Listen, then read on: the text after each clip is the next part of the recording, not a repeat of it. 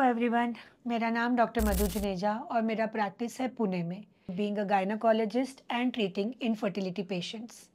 आज हम बात करेंगे रिपीटेड मिसकैरेजेस के बारे में।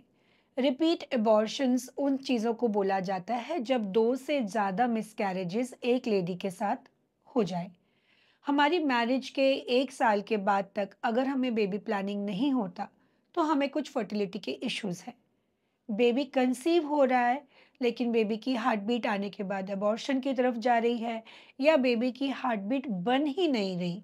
ऐसे कंडीशंस जब 2 बार रिपीट हो जाएं, इन्हें रिपीट मिसकैरेजेस बोला जाता है। यूजुअली कुदरत ने हमें ऐसा बनाया है कि 5 to 15% मिसकैरेजेस फर्स्ट 3 मंथ्स में काफ़ी कॉमन है। हालांकि रिपीट मिसकैरेजेस की प्रोपोर्शन 5% से भी नीचे है। अभी किन कारणों में मुझे ये बार बार फेस करना पड़ सकता है? 1, जब मेरे यूट्रस में कुछ प्रॉब्लम है। इन प्रॉब्लम्स को हम डिफाइन करेंगे पॉलिप, यानी कि एक एक्स्ट्रा ग्रोथ यूट्राइन कैविटी के अंदर। दूसरी चीज, यूट्रस में एक सेप्टम है जिसे हम झिल्ली बोलते हैं। Uterine septum, uterine polyps uterus के स्पेस को ऑक्यूपाई कर रहे हैं। उस स्पेस को जहां एक बेबी को जाके इम्प्लांट होना है, उस स्पेस में कोई प्रॉब्लम होने की वजह से बेबी का इम्प्लांटेशन फेलियर या अर्ली मिसकैरेजेस हो सकते हैं।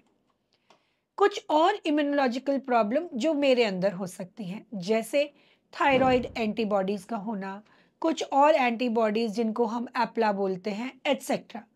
इम्यूनोलॉजिकल प्रॉब्लम से मेरा खुद का बायोलॉजिकल बेबी मेरे वूम में आकर रिपेल आउट होता है। ऐसी कंडीशंस को डॉक्टर कुछ टेस्ट के साथ स्क्रीन करते हैं। थर्ड इम्पॉर्टेंट थिंग है कि बेबी क्रोमोसोमल प्रॉब्लम लेके आया था, यानी कि क्रोमोसोमल एबनॉर्मेलिटी होना।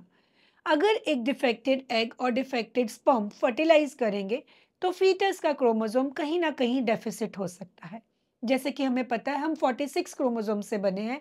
Deficit of any chain, breakage of any chain, addition of any gene can lead to a chromosomal problem in the baby, and this baby will decide to stop rather than growing at a particular age. काफ़ी बार लोग बोलते हैं कि अगर हमारे को ovarian cyst या कोई और प्रॉब्लम है डॉक्टर, तो भी मिसकैरेज हो सकता है। See your body which is called luteal phase may need some hormonal support. Doctor in repeat miscarriages का रीजन ढूंढेंगे। 1, फीटस बच्चे में प्रॉब्लम होना। 2, प्लासेंटा में कमजोरी होना या प्लासेंटा में कैल्सिफिकेशन होने से बच्चा एक प्री मेच्योर स्टेज पे ग्रोथ को रोक लेता है। 3, यूट्रस में प्रॉब्लम्स होना। 4, मदर में कुछ प्रॉब्लम्स जैसे डायबिटीज, थायराइड या कुछ इम्यूनोलॉजिकल रिएक्शंस जिनकी वजह से उनको ये बेबी बार बार अबॉर्शन की तरफ जा रहा है। इसको हम ओवरकम खुद होके कैसे कर सकते हैं? First and foremost lifestyle. हमें हमारे लाइफस्टाइल की अडेप्टेबिलिटी करेक्ट करनी चाहिए। दूसरा, राइट न्यूट्रिशन। दैट मीन्स हमारी डाइट में intake of proteins, intake of vitamin A, vitamin E ज़्यादा होना चाहिए। 3, हमारा जो स्ट्रेस पैटर्न है, दैट मीन्स हम उसको नलीफाई कैसे करेंगे? By doing some kind of meditation, yoga या फिर डाइटरी चेंजेस, हमारी एक्सरसाइज को ऐड करना 5 डेज अ वीक। इन सब चीज़ों को क्लब करने से हमारे अंदर के जो सेल्स हैं वो बेटर रोल करेंगे। डॉक्टर इस चीज़ में इक्वल रोल इंपॉर्टेंट प्ले करते हैं। Doctor will aid you some kind of antioxidants. She will give you folic acid before you plan a baby.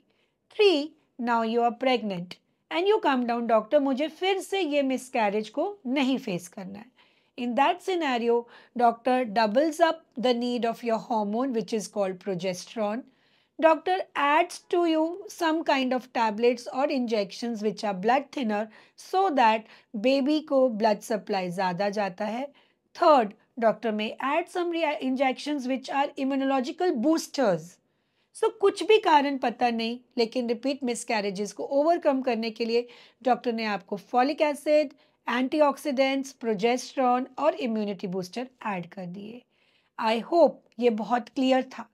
But 2 miscarriages के ऊपर हम आपको usually RPL, recurrent pregnancy losses का एक लेबल लगा देते हैं।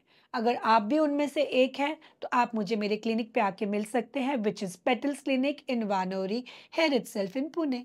आपको मेरे वीडियोस इन्फॉर्मेटिव लगते हैं तो लाइक सब्सक्राइब कीजिए ताकि मैं और इन्फॉर्मेटिव सेशंस लेते आऊँ।